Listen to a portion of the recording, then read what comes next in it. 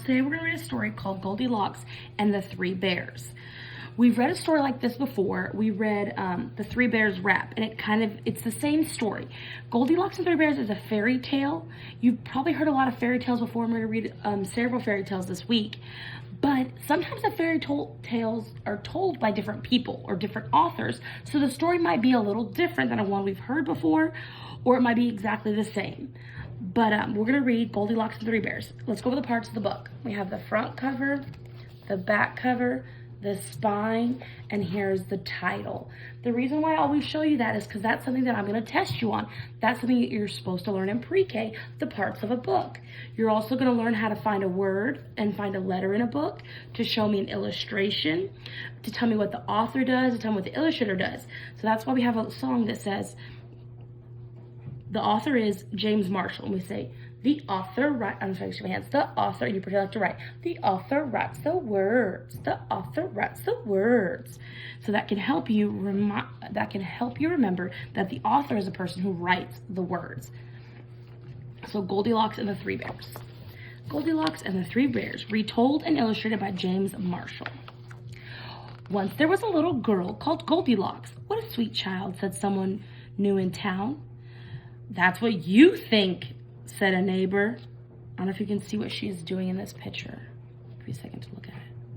She's jumping off a swing into a pool, and she's got clothes on. She's not in her bathing suit. That is not a very nice girl.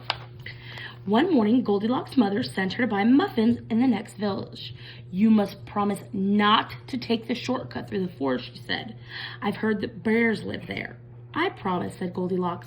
But to tell the truth, Goldilocks was one of those naughty little girls who do exactly as they please. Should you do exactly what you please, or should you do what your parents tell you? You should do what your parents tell you. So in wood, it says shortcut. Danger, very risky, not a good idea. Turn back, go the other way. And if you look at her, it looks like she's getting like, she's laughing. Ooh, she is. Does seem pretty naughty so far. Meanwhile, in a clearing deeper inside the forest, in a charming house all their own, a family of brown bears was sitting down to breakfast. So we can see how many bears there are. 1, 2, 3. There's 3 bears.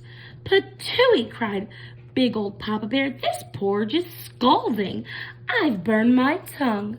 Scalding is a way to say that something is too hot. So he's complaining because the porridge, which porridge is a type of soup, that his soup is too hot.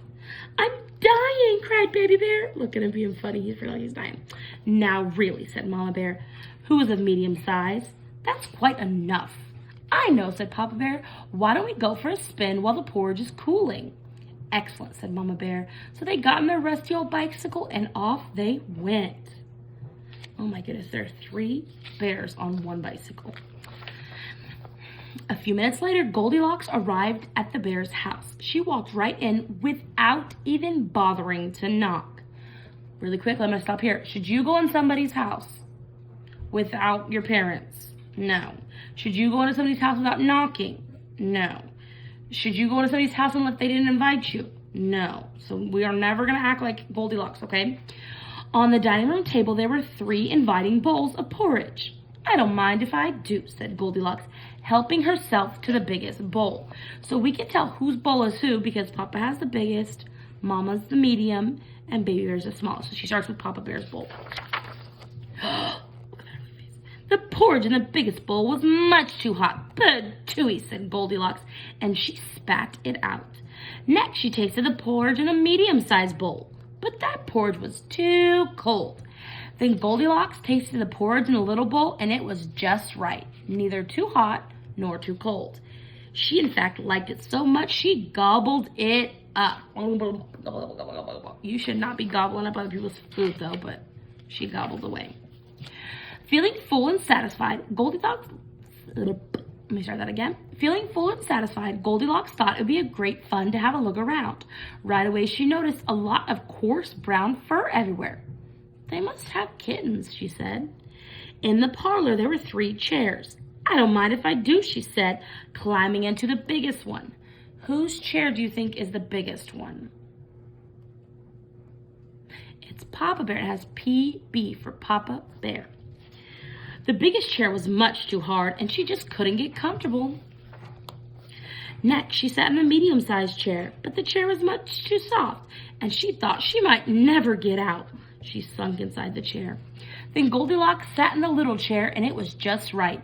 Neither too hard nor too soft. In fact, she liked it so much, she rocked and rocked until the chair completely fell to pieces. Oh, no.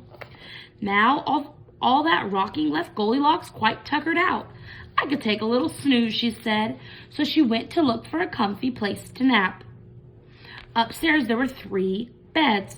I don't mind if I do, said Goldilocks, and she got in the biggest bed. Whose bed is that? Papa Bear's, but it was much too high. Then she tried the medium-sized bed. Who sleeps in the medium-sized bed? Good job, Mama Bear. But the head of the bed was much too low. Then Goldilocks tried the little bed. Who sleeps in this messy, messy bed in this messy, messy room? Oh my goodness. It's the little bed, and it was just right. It's Baby Bear's bed. Soon she was all nice and cozy and felt sound asleep. She did not hear the bears come home. Uh-oh. The 3 bears were mighty hungry. When they went in for breakfast, they could scarcely believe their eyes. Somebody has been in my porridge, said Papa Bear. Somebody's been in my porridge, said Mama Bear. Somebody's been in my porridge, said Baby Bear, and eaten it all up. Ooh, look at Papa Bear. You can tell by his face that he looks mad. Oh, he's still grumpy, and now look who's grumpy too. Oh my goodness, you can tell by their facial expressions. In the parlor, the 3 bears were in for another surprise. Somebody's been sitting in my chair, said Papa Bear. Somebody's been sitting in my chair, said Mama Bear. Somebody's been sitting in my chair, said Baby Bear, and it's broken to smithereens. Ooh. The 3 bears went upstairs on tiptoe. So whenever, they're going to tiptoe upstairs to see what they can find, not knowing what they would discover. At first, everything seemed fine, but then Papa Bear lay down on his big brass bed. Somebody's been lying in my bed, he cried. He was not amused. That's another way to say that he was not very happy. He was not amused. I don't know how to say this. I'm going to say, goodness, cried Mama Bear. Somebody's been lying in my bed. Look, cried Baby Bear. Someone's been lying in my bed, and she's still there. She's like, you got me. Her face looks very frightened or scared. Now see here, roared Papa Bear. Goldilocks woke up with a start, and her eyes nearly popped out of her head. But before the bears could demand a proper explanation, Goldilocks was out of bed. Look at her, she just jumped out of the window. And look, they have a Texas map on their in his room. I never noticed that. She jumped out of bed, out the window, on her way home. Who was that little girl? Asked Baby Bear. I have no idea, said Mama Bear, but I hope we never see her again. And they never did. She ran all the way home. Okay, so we're going to write in our writing folders today about